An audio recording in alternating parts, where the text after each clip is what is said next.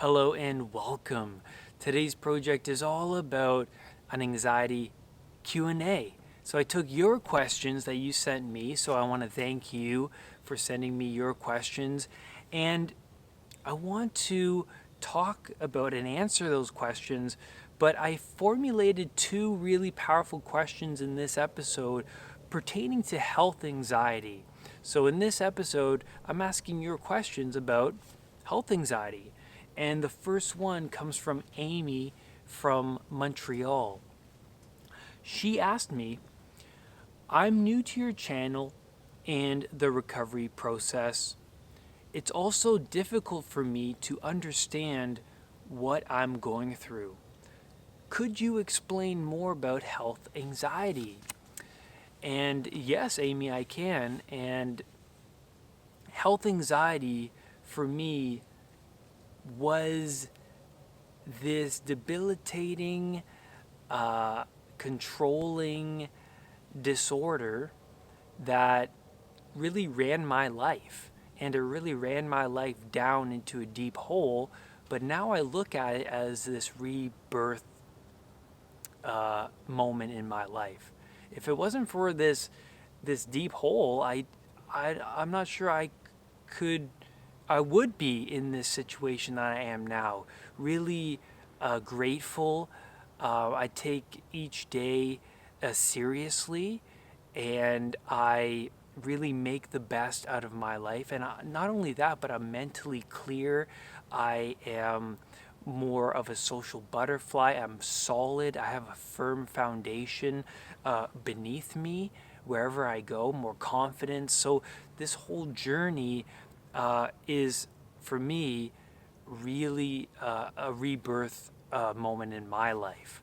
And health anxiety is the hypersensitivity over your health, the obsessions over the symptom, and this can lead you to agoraphobia, which is you spend so much time at home afraid to go outside your house, your safe zone, because when you go outside your house into the unknown, you are afraid of dying out in public, but also you're afraid of the social judgment. You don't want to be out there and act all strange and crazy from your sensations and being afraid of death at the same time, being afraid of, oh my god, everyone thinks I'm going crazy, everyone thinks I'm acting weird, you know. So health anxiety can be is a learned fear, right? You're learning this fear. And our brains are neuroplastic. They're very plastic, so we can unlearn and learn things at a very rapid rate. And we can learn fears quite quickly. And when you obsess over a certain illness, a certain sensation, what happens is the more you pay attention to it, the more you're going to keep it alive. Because where your focus goes, your energy flows to that certain part of you. And for me, it was my kidney. I was obsessing over it. And for other people, because each person is different, you might be obsessing over your lump in the throat feeling. You may be obsessing over your racing heart. You might be obsessing about your shallow breathing or a mole, something. But each person is different. That's why it may seem unique to you, what you're going through, because you're going to the doctor, your doctor says everything's fine, but you come home and you feel the sensation. It's still there. And you feel like, oh man, my doctor doesn't know what it is. I don't know what it is. You're in this unknown territory. And you feel like, oh man, whatever I have is unique to me.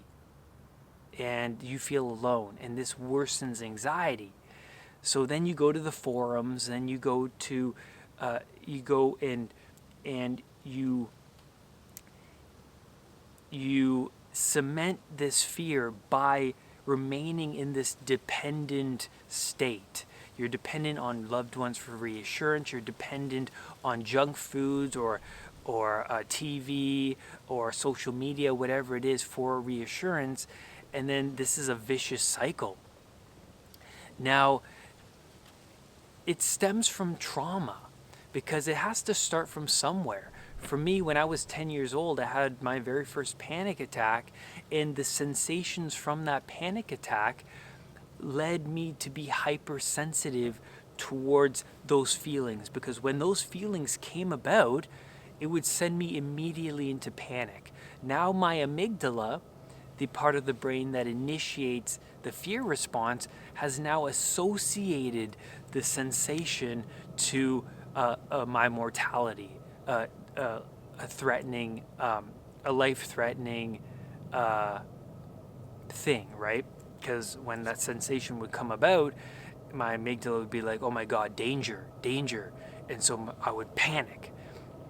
So this led me from my childhood into my 20s when I started to really feel the sensations. It would trigger my anxiety, it would trigger my panic, and then I would just snowball. I'd be so hypersensitive to my overall health. If it wasn't a mole, it would be my kidney. If it wasn't my kidney, it would be my heart. And it would just snowball and continue around and around.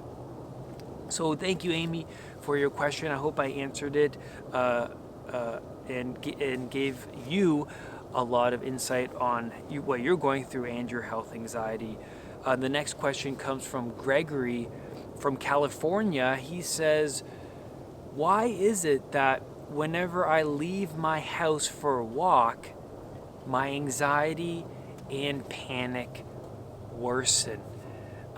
Great question, because I can relate to you, Gregory. Whenever I would leave my house, even for a walk a block from my house, I would just be thrown into panic mode. And Gregory, another question to really ask yourself is, why do you feel safer at home? Why is it that your house is, your safe area? Well, it's because it's your known territory, and whenever you step outside into the unknown, you're immediately thrown into this what if uncertainty domain. Now, you've built up your sensitivity to the unknown territory. You've built it up, and an anxiety sufferer shrinks their world smaller and smaller and smaller over time. Well, how do they shrink their world smaller and smaller? Well, they go out into the unknown, their sensation comes about, they panic, they're afraid of their mortality and the social judgments, and then they retreat back to their safe zone, where their family is, where they feel comfortable, where they're close to their phones, or they can call their doctor, whatever it is. So they're safer at home. So they retreat back home from that unknown territory. And then when they retreat back home, they're strengthening this fear. They're learning this fear of that situation that they ran away from.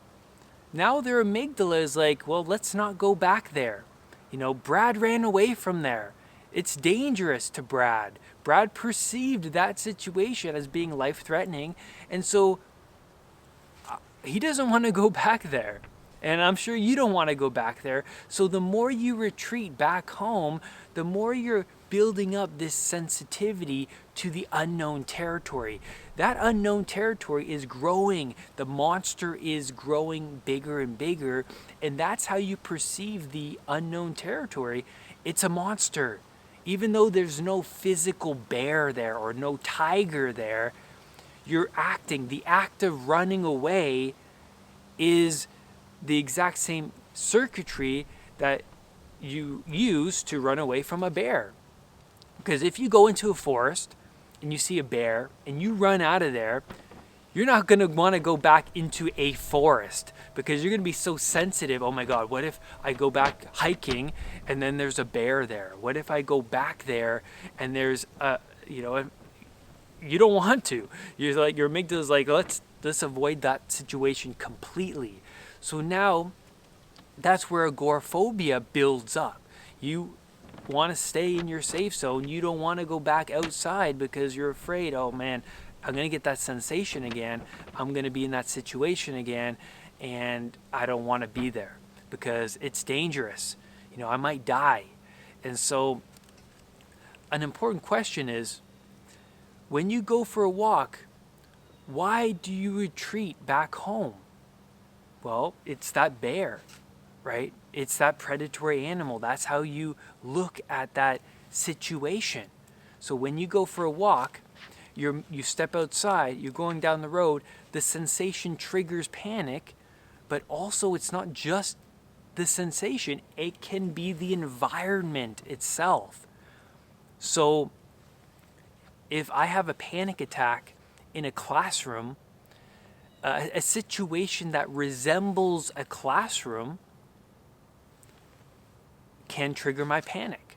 If I run away from the classroom, I'm just strengthening that fear, that circuitry in my brain. Okay, the amygdala now associates that certain situation as being life-threatening. So how do you overcome this walk, Gregory, that you want to go on, but you feel the panic? Well, go for a walk anyways. It's when you face your fears, you start to break the learned fear. You start to break the pattern that you've developed over time. You got to break this pattern by facing your fears. It's not going to be fun. For me, it was the worst thing that I've ever experienced. When I had to face those fears, sit through a panic attack rather than run away, it was brutal, but that's what you need to do in order to desensitize yourself from anxiety. And that's where I'm going to leave you on today's video. I hope this Q&A has brought a lot of value to what you're going through, Gregory and Amy, and whoever's watching you, the audience. And remember, do not let anxiety define who you are. I will see you on the next video. Bye for now. Remember to hit that subscribe button and that bell so that whenever a new video of mine appears, you will be the first to know. Namaste.